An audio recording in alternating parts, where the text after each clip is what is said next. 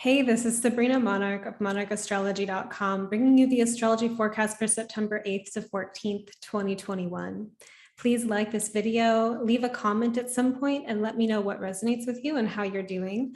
And subscribe to this channel, hit the notification bell so that you'll get notified when new videos come out. Major events of this week: Venus will enter Scorpio and Mars will enter Libra. Considering traditional rulership, Scorpio being ruled by Mars, though I normally use Pluto as the ruler of Scorpio. But using traditional rulership, we're looking at Mars and Venus in each other's palaces, so to say. So they're in mutual reception. They're in each other's signs of rulership, which means that Venusian and Martian themes will be coming together dynamically. Many things possible here. One, we're looking at things like passion. I think Venus and Mars are both very passionate archetypes in different ways, right? We have the passion of, blood moving through our veins and like the kind of being aroused with Mars or wanting to pursue or go towards something, being angry, rage, like the heat of the body, right? With Mars. And then with Venus, we're looking at the passion of love or the passion of desire, the just Venusian things. But Venus does have this also maybe indulgent or relaxed or serene kind of side too. But if we're putting Venus and Mars together, there's a great motivation here to move toward that which we find beautiful, to make moves, Venus and Mars, that happens, or, make art. Like there is motivation to do Venusian things, to move toward Venus. The other side of this to consider, however, is also aversion, so dislike, distaste. How from a place of our aesthetic standards and values, we can feel repelled or even disgusted by that which we find ugly, unjust, or gross. And to fixate on it, to like really be passionate about our dislike. However, how we stand in relationship with all of that counts. The world is full of ugliness, and we can hate ourselves and go to bed at night with a cold, charred, blackened heart. But is that really what we want and desire in our most tender truth? Probably not. At a core level, most people really want to say yes to life and experience joy, love, and fulfillment. So then there's the question of how do we simultaneously hold the tension of our distaste for something and not split off from life or from ourselves in that averse kind of feeling state. And, there's a way that sometimes, depending on how you judge these things or where you're at with kind of shadow work stuff, we can really put into shadow our judgments or our distaste and be like, I'm not the kind of person who's that judgmental, or I'm not going to focus on how aggravated I am or how much I dislike this person or whatever. But then there's also the quality of like, well, if that's there, if that's coursing through your veins, you have these more intense, passionate feelings. Are you making love to yourself and to life in that feeling state? Or are you further splitting off from yourself in that state of aversion? Like, I don't like this, and I don't like myself for not liking this, and, moving back away from life, away from connection. So it's really interesting, Mars and Venus together in that sense, because Venus does want to connect and Mars can relate to severing. And while there may be an upward, ascension-oriented, more solar, Apollo kind of version of ourselves that aspires to move toward the light and embody the beautiful and the good, the sun naturally casts a shadow. You can look outside and you'll see it. If we only tend to the light, the shadow just becomes more full of repressed content. Medicine wheels include all of the seasons, which includes the growth of the light in spring and summer, and the descent of the light in fall and winter. Each season has value, but we may be preferential toward either the growing or the diminishing of the light. Venus and Mars in one another's celestial palaces may be an opportunity to bring coherence and connection to places that we would otherwise split off, bringing fascination, curiosity, and love to untended places within ourselves. It can be easier to wish we were different or that life was different, and then I'd feel better. Then I would find pleasure in all of this. And my heart just ached when I said that in a very visceral way. It's another kind of magical initiation to descend into what already is, right? Like to radically choose to love life as it is right now. Not only may some poisons or some holding patterns be neutralized from our non-resistance, but we might also discover hidden treasure that was locked up behind that wall of aversion that kept us disconnected to our inner sanctum. So I'm not saying a kind of love what you already have going on from a place of like plugging your ears and singing, la la la over it. No, I'm talking about finding the pleasure in a more true embodied sense for yourself. So one way that I like to do that, if I'm feeling emotional waves that are having me feel like I don't even want to be here, like this is too much, I would prefer that this wasn't happening, I don't like myself, I don't like the situation right now, like that kind of splitting sensation. One thing that can help me come back to connection to that moment is to see it as a kind of cinematic moment and feel into the drama of it and find what's beautiful in the story, maybe even write about it from the perspective of it being some kind of grand cinematic moment. And then I can sit with the reality of the conflict or that peak moment of discomfort that I'm in from a place of it being beautiful. Now, I'm Venusianly oriented and motivated, so of course, that might be my particular agenda. Another way that this energy can play off is also being comfortable or finding the value in conflict, or like feeling okay in ourselves if something isn't, say, working out or isn't harmonious, that we don't need things to be a certain way in order to feel like life is okay. That can be another way. But if you're more like me and you want everything to be beautiful and you're kind of motivated in that way, it's like working with the material, the raw material, and finding how to be at peace and at celebration with it. So let me get into our week in more detail in a moment here. I'm just going to share a few slides with announcements. One is that you can find me on Instagram at Sabrina Monarch.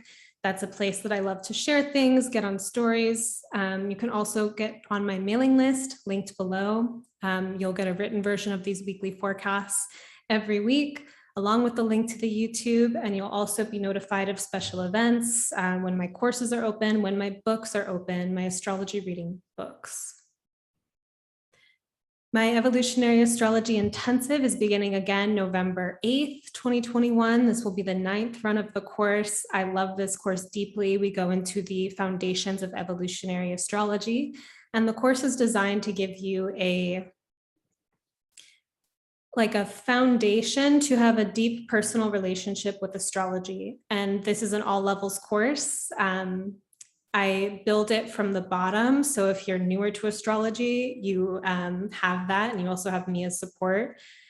But I also, we go so deep, and the material is very provocative and stimulating that it is enjoyable for people who have had, a relationship with astrology for years already. But it's designed so that wherever you're at with astrology, that this is a portal into going even deeper with it. And to having a really cohesive understanding of how to read charts from this particular technique of working with Pluto and the lunar nodes to dive into the story of why you're here from a multi-lifetime journey perspective, a reincarnation-based astrology.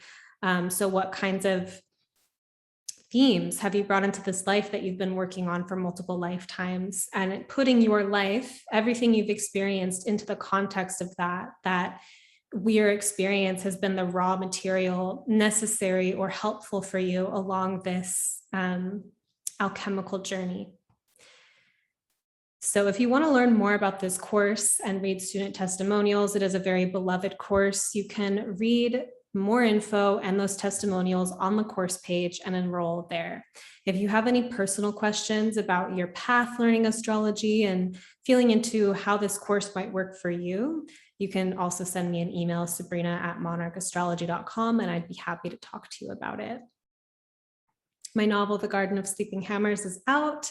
You can get a copy currently through Barnes & Noble, paperback or hardcover through the link in the notes as well. New episode of Magic of the Spheres with Catherine Urban. We discussed family astrology, so repeating natal chart signatures, lunar signatures in family systems, and how that contributes to, a family mythos. We talked about the moon in the 4th house as well. So you can find this where you listen to podcasts. And I will be leading a guided meditation, a guided visualization on September 17th, 5 p.m. Pacific. You can sign up via the link in the notes as well. This guided meditation or this guided visualization is going to be about psyche as inner wealth. The actual, asteroid Psyche is said to be worth 75,000 times the global economy. And I just find this so richly symbolic of the riches of Psyche, that when we drop in internally, and like I was saying at the beginning here, of like taking anything that's happening in your life, any raw material, and just on the perspective that you have about it or the way that you work with it, it can suddenly become wealth, right? Internally. So I think that Psyche, I'm looking at it more and more as a fractal version of the universe, that the deeper we go within, the more it fans out to the cosmos itself, that we have this inner universe. And visualization is one of my favorite practices. I've been doing it naturally pretty much every day of my life since I was a kid. And I wanted to start offering some more kind of experiential journeys with visualization, since it's something I talk about so much. So if you want to join, the link is in the notes as well. And I will get back to our week now. Venus enters Scorpio on September 10th at 1:39 p.m. Pacific, and will stay in Scorpio until October 7th. This has the song immediately came to mind of Lady Gaga's Bad Romance for Venus in Scorpio. I want your ugly, I want your disease, I want your everything as long as it's free kind of energy of like getting off to the ugly. I think it's such a Venus and Scorpio kind of energy, like disturbing or kind of macabre art, or just really, I think of Venus and Scorpio as the like, tell me your secrets and that will only make me love you more. And from a manipulative end, which is not as pretty, honestly, like tell me your secrets so that like you feel safe with me, or like you feel like, it's just you and me, baby. It's just us. Like the kind of like, I want to know you at a deep level so that I can have power, or that I can sting you even deeper, So yes, it can be nefarious, especially just in terms of when we are not empowered within ourselves, or when people are not empowered within themselves and seek to kind of have or possess or control others in order to feel a certain way. And Venus and Scorpio can bring up some of that deeper shadow content within love. So you can feel into the difference, I'm sure, of this kind of spectrum of the intimacy versus the power games that come from sharing of secrets. But we know it gets sticky and hairy in that kind of realm. So hence Lady Gaga's Bad Romance.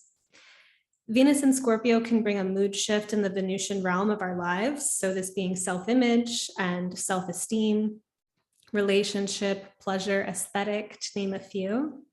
In the tone of Scorpio, the mood can become more macabre, obsessive, intense, dark, mysterious, compulsive.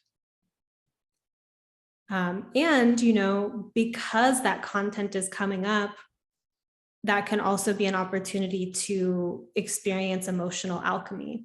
Like, you only really know what creepy kind of crawly things are happening underneath the surface when they show up and you can see them very clearly.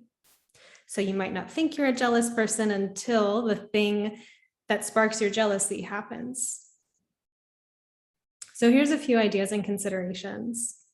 As the planet of harmony and beauty, Venus touches on the realm of the shadow and our most intense inner drives, Scorpio, and our need for power, Scorpio. There may be untended parts of ourselves that are grabbing our attention. This is naturally what occurs when anything is suppressed. It just comes out in a different way. Facing it becomes a route to empowerment and reclamation instead of continually trying to dodge the inevitable surfacing of things as it shows up in sneakier ways or in our triggers, right? So at a conscious level, you think you don't want or like something, but another unconscious part of you does. And so the desire comes out strange. It's like, at a conscious level, you don't want to be needy. You don't want to ask for help. You don't want to show that you're vulnerable.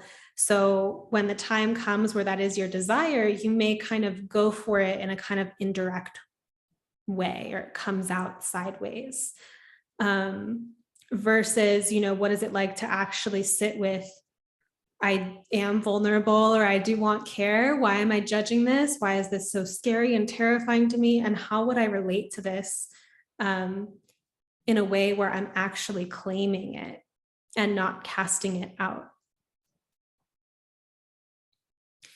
We might relate to our more tumultuous conflicts, the things in our life that we feel repelled by or at odds with, by considering what hooks or attachments we have to them at a psychological level, at a subconscious level.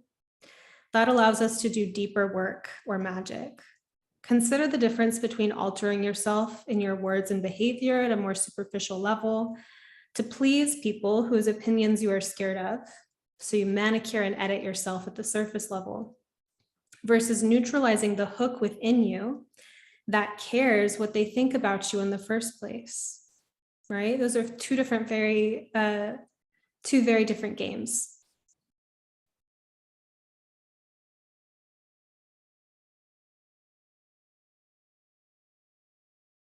So to repeat that, it's like editing and manicuring yourself to kowtow to the fears that you have about how people will perceive you in certain ways, versus doing the deeper, like, wait, why am I hooked into the fear? Or like, if that person or this group of people thinks that I'm this way, what part of me is on the hook?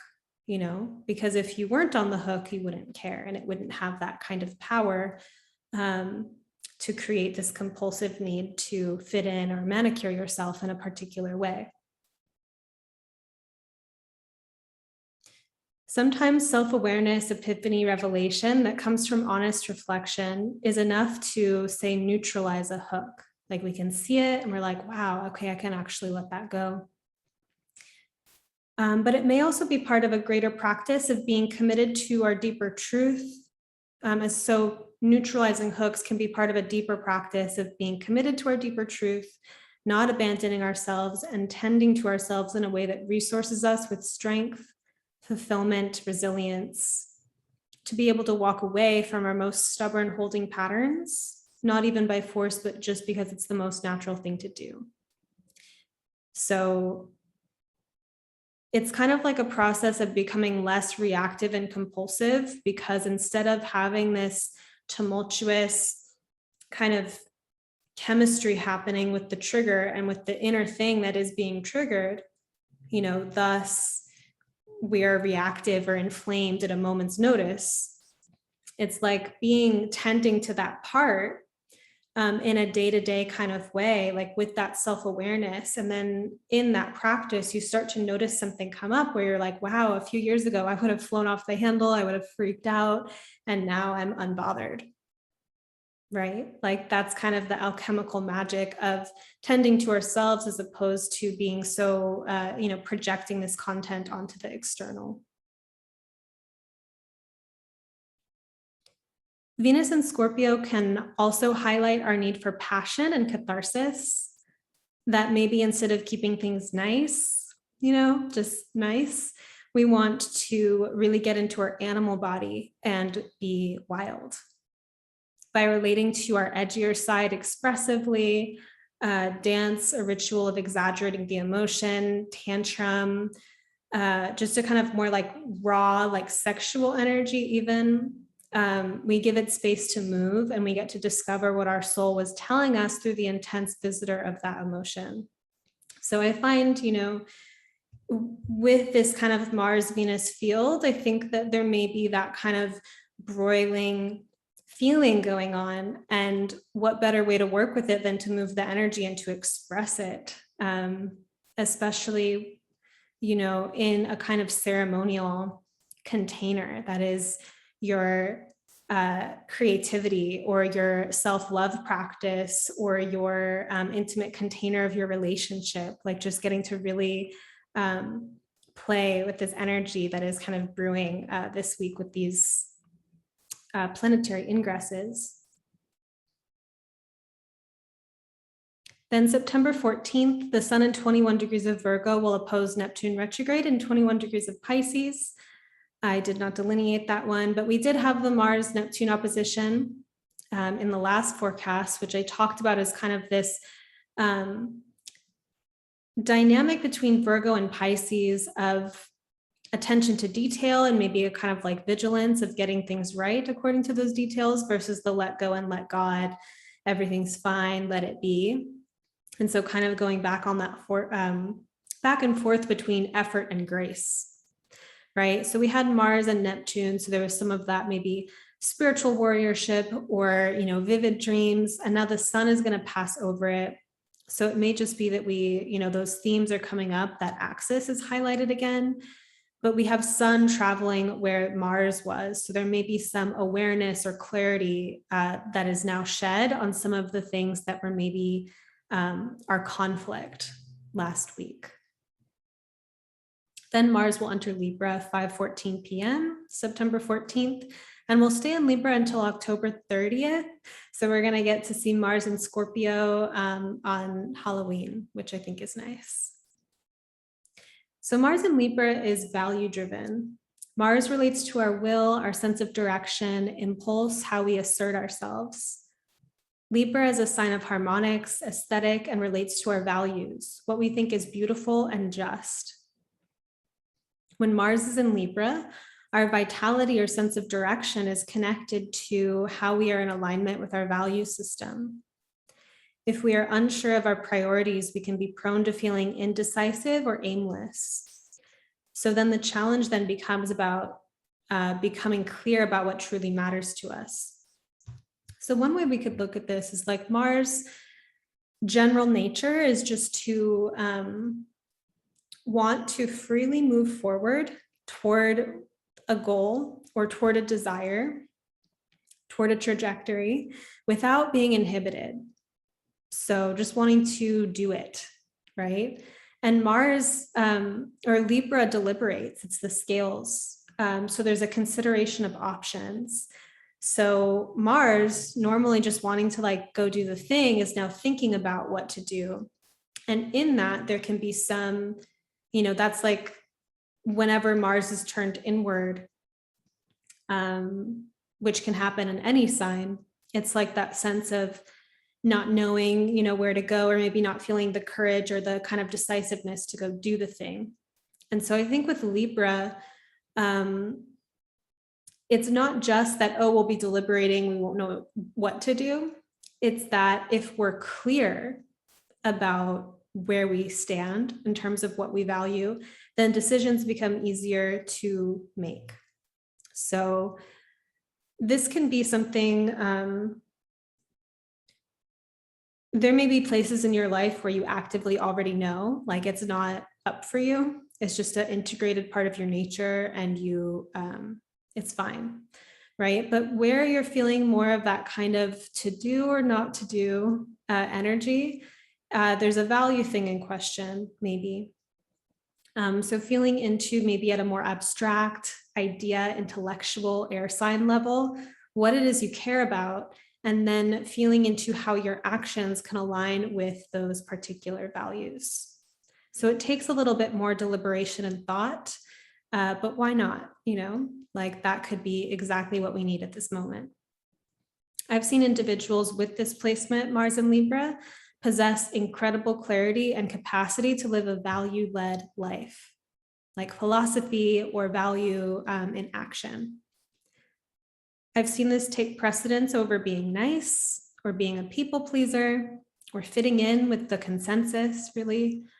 And while these individuals are often charming and charismatic, because you do have Mars emphasizing the Libra quality,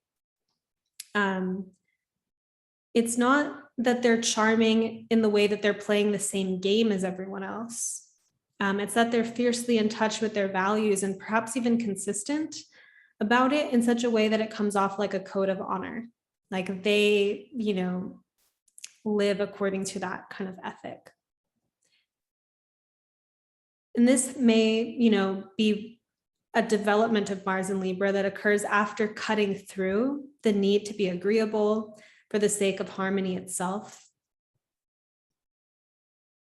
Mars and Libra can bring value through conflict, right? Through being aware of the consensus in the room and applying their life force to support and defend that consensus if they value it, or to kind of throw a dart in it if they are like dissenting to it.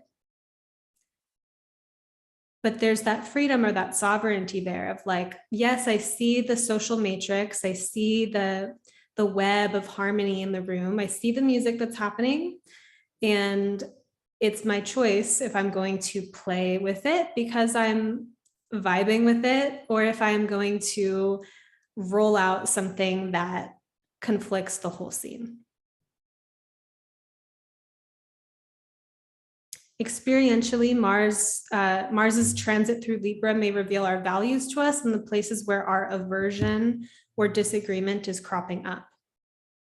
In some cases, it may be relevant to simply be oppositional, to be against something, to pose a different perspective.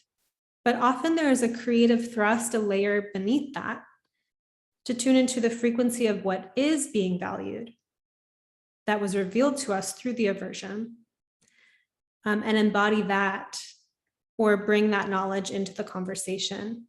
So again, like some deeper inventory of if you are really not agreeing with something, moving beyond the binary of what it is that you're against in that moment and feeling into what deeper value system has been offended and awakened within me that I care enough to be irritated or angry. And what might that deeper value be asking forth from my inner protector?